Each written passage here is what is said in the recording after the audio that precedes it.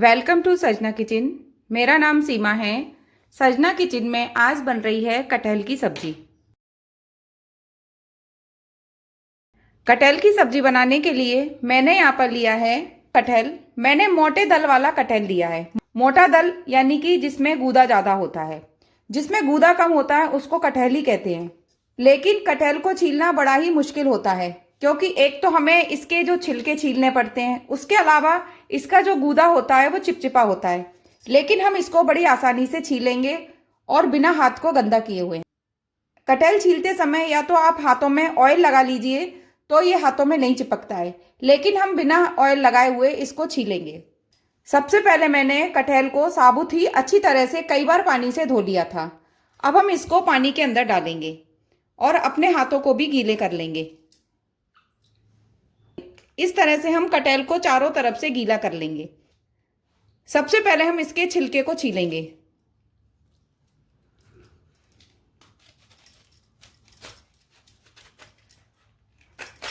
अगर इसका पानी सूख जाए तो हम इसको दोबारा से गीला कर लेंगे और हाथों को भी गीला कर लेंगे।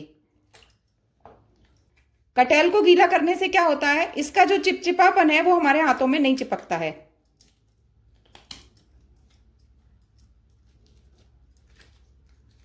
थोड़ा सा ये हार्ड होता है, इसलिए थोड़ा सा मुश्किल होता है काटना। इस तरह से हम हाथ को और चाकू को फिर गीला कर लेंगे। बड़े आसानी से ये छिल जाता है और हमारे हाथ भी गंदे नहीं होते। देखिए, अब हम दोबारा से अपने हाथों को गीला कर लेंगे और हम कटहल को भी गीला कर लेंगे। अब हम इसके पीस कर लेंगे। आप जिस तरह के पीस काटना चाहते हैं आप उस तरह के कटहल के पीस काट सकते हैं। लेकिन इस बात का ध्यान रखना है, हमें बार बार इसको पानी में डुबोना पड़ेगा, जिससे कि हमारे हाथों में चिपके नहीं।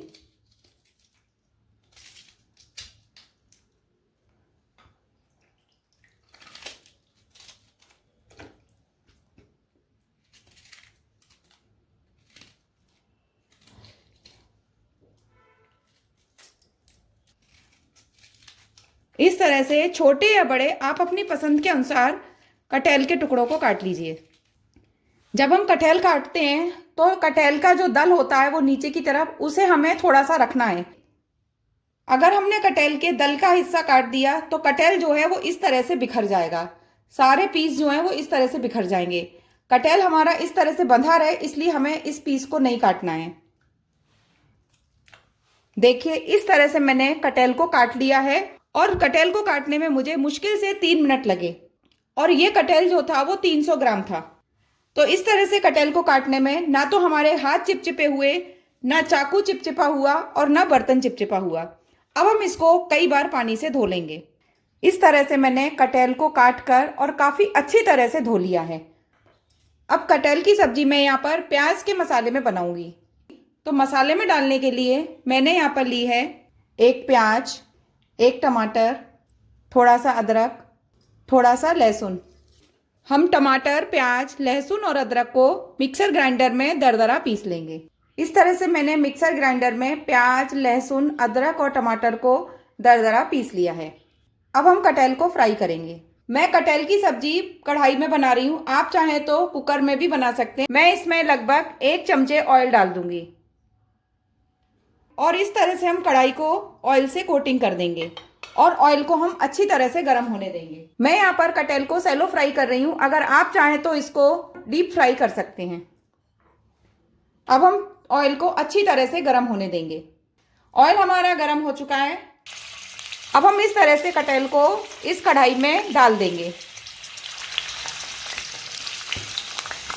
गैस की आंच को मैंने धीमा कर दिया है और धीमी आंच पर ही हम कटहल को सैलो फ्राई करेंगे।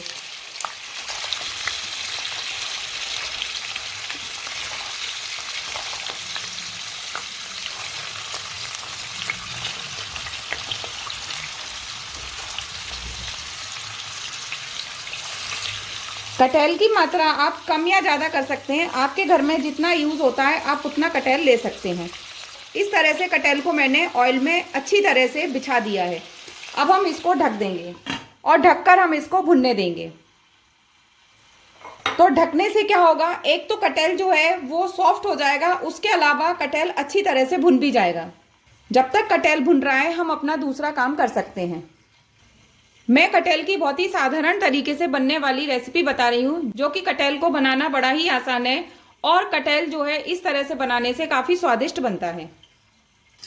कटहल को भूनते हुए लगभग 5 मिनट हो गए हैं।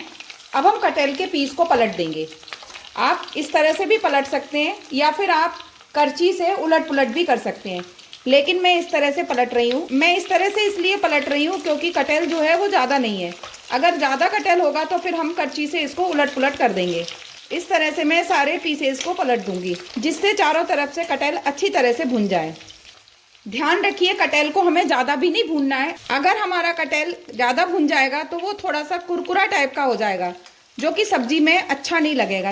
सिर्फ हमको इतना भूनना है कि कटहल जो है वो सॉफ्ट हो जाए। अब हम इसको ढककर नहीं भूनेंगे, अब हम इसको इसी तरह से खुला भुनने देंगे और लगभग हम इसको 5 मिनट ही भूनेंगे।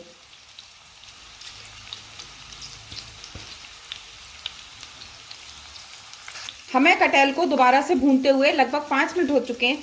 मैं कटहल को कोई घड़ी से देखकर नहीं भून रही हूँ, सिर्फ अंदाजे से ही भून रही हूँ। हमें सिर्फ इसी तरह का कटहल भूनना है। हमारा कटहल भुन भी गया है और गल भी गया है। अब हम कटहल के पीसों को इस तरह से निकाल लेंगे। देखिए, इस तरह से मैंने कटहल को भून लिया है।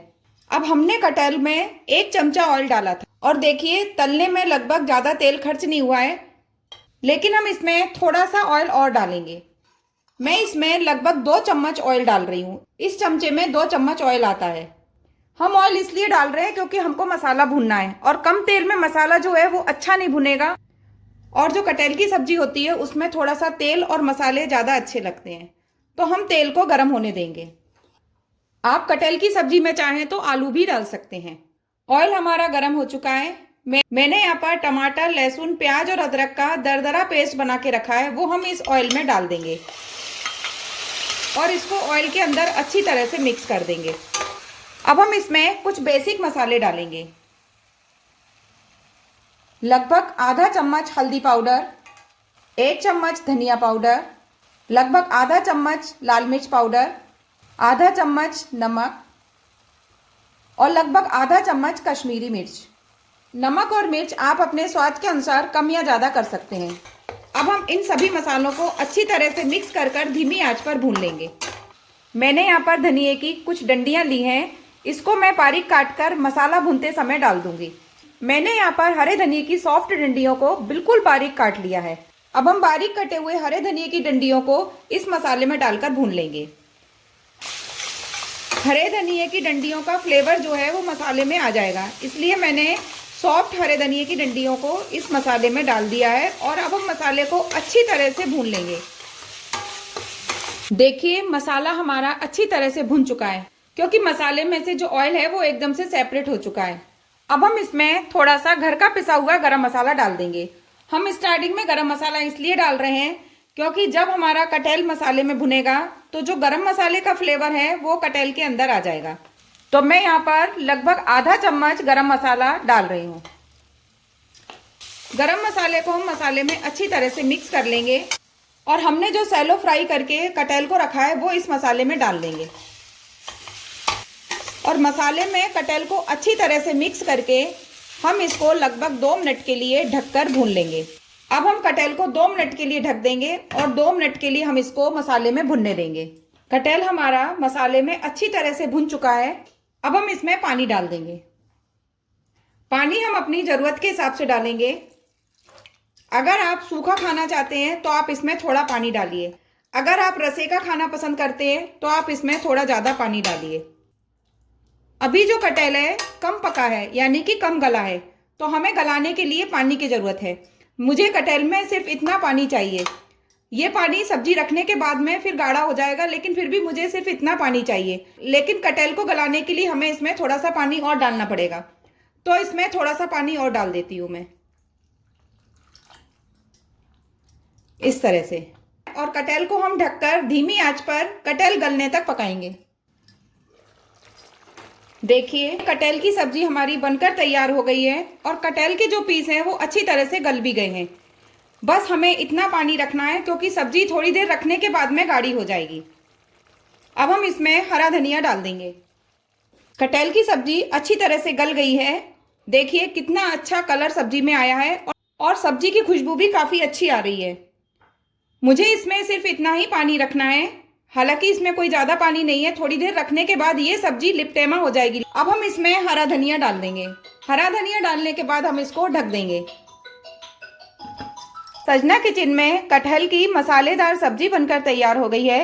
अगर आपको मेरे द्वारा बनाई हुई कटहल की मसालेदार सब्जी की रेसिपी पसंद आई हो तो आप मेरी वीडियो को लाइक करें, शेयर करें, कमेंट करें और मेरे चैनल को सब्सक्राइब करें। Thank you.